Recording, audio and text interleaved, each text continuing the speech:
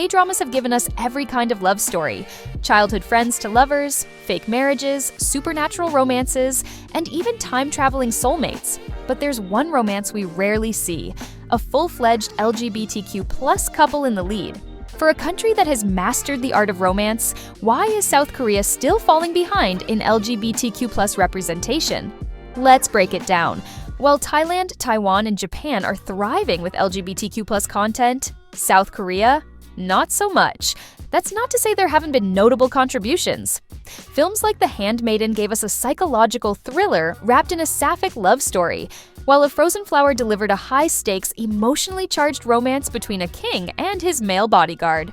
Then there's the web drama scene, which has been quietly pushing boundaries. These short-form series have introduced LGBTQ+ romances that, while still niche, have gained strong international followings. Take Semantic Error, for example, arguably one of the most popular Korean BL dramas to date. With its polished production, strong performances, and authentic romance, the series proved that BL content could have mainstream appeal, if given the right platform and investment. Now, when it comes to mainstream K-dramas, we've seen small wins. Itaewon Class and Squid Game introduced a confident, well-rounded transgender character, while national TV dramas like Be Melodramatic, Nevertheless, and Mine featured LGBTQ+ characters with actual love stories and not just background representation. And more recently, we've seen subtle but telling shifts in how LGBTQ+ themes are portrayed in mainstream K-dramas.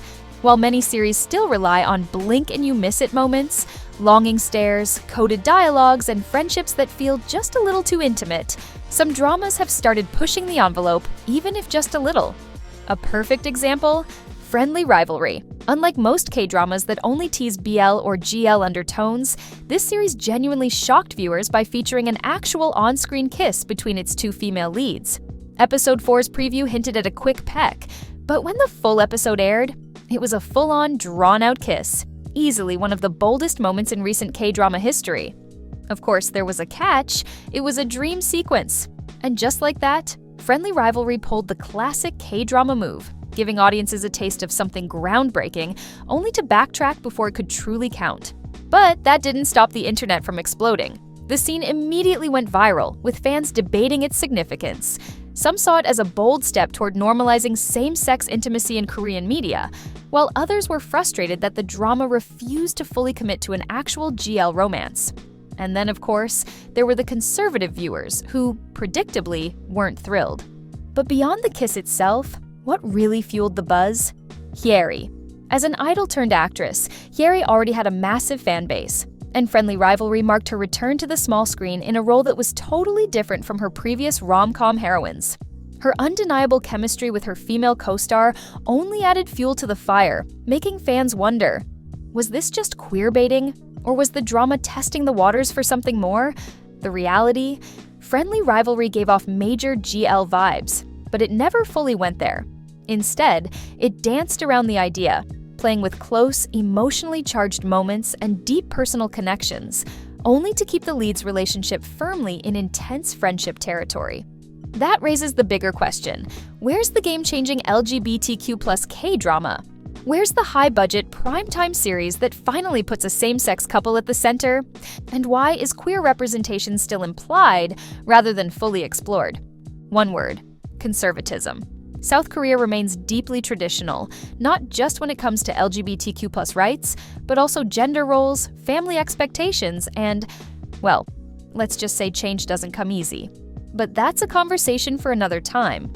While younger generations are pushing for change, the older, more conservative audience still holds the remote, literally. TV networks play it safe because they don't want the headache of backlash, endless complaints, or worst of all, losing sponsors. And if there's one thing we've learned, some Korean netizens don't just voice their opinions, they mobilize. A single suggestive scene, expect heated debates, online petitions, and even calls for boycotts. Just imagine the reaction if a mainstream primetime K-drama dared to feature a fully developed LGBTQ+ love story. Look no further than Love in the Big City. Based on Park Sang-young's best-selling novel, this drama had everything going for it. A raw, emotional narrative, a beloved source material, and a strong international following. It was set to premiere on TVing, one of Korea's biggest streaming platforms, and even secured international distribution deals. For a brief moment, it looked like things were changing. Then, the backlash hit.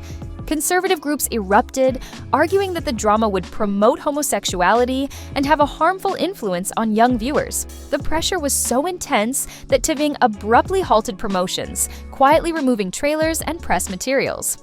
If a drama with a solid literary foundation and the backing of a streaming platform couldn't make it past the gatekeepers, imagine how tough it would be for a full-scale, primetime LGBTQ+ romance to get greenlit on national TV. Now, if we shift our focus to platforms like Netflix and Disney+, the landscape looks a bit more promising. Shows like To My Star and Semantic Error, while still relatively low budget, have gained massive attention online, proving there's a real and growing market for LGBTQ+ K-dramas. International viewers are tuning in, domestic audiences are engaging, and the numbers don't lie. There's demand. Even actors are becoming more vocal about their willingness to take on LGBTQ+ roles. After sharing promotional materials for Love in the Big City, lead actor Nam Yoon-soo, already a rising star, started receiving an influx of homophobic comments on Instagram from so-called fans.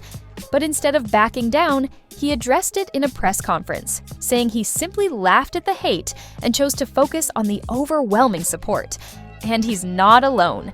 Big-name actors like Lee Ji-hoon have openly expressed their willingness to star in a BL drama, even mentioning that he'd love to work with fellow actor Koo Kyo-hwan as his love interest. So, why aren't major networks like SBS, KBS, or MBC jumping on board? Simple, they don't want the backlash. These traditional networks cater to an older, more conservative audience, the ones who grew up watching nightly dramas with rigid gender roles and predictable romance arcs.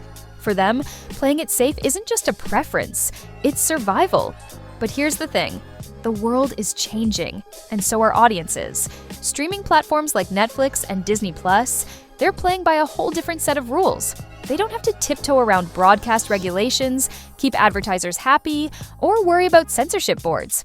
Instead, they cater to global audiences hungry for diverse storytelling and fresh perspectives. They're bringing stories to life that would never fly on mainstream Korean television, at least, not yet. K-dramas have given us every kind of love story, soulmates, second chances, even reincarnated lovers. So why are we still waiting for them to fully embrace LGBTQ+ romance? BL dramas from Thailand, Japan, and Taiwan have already proven one thing: queer love stories sell. South Korea has the talent, the production value, and a global audience practically begging for it. So, what's the holdup? And let's be real, this isn't just about trends or business. Representation matters. LGBTQ+ love stories deserve the same sweeping romance and high-stakes drama that make K-dramas so addictive. And when that first big-budget LGBTQ+ K-drama finally drops, it won't just make history. It'll change it. If you liked this video, you won't want to miss our deep dive into why your favorite Korean drama actors are still single. Click this video now to find out the surprising reasons behind their solo status.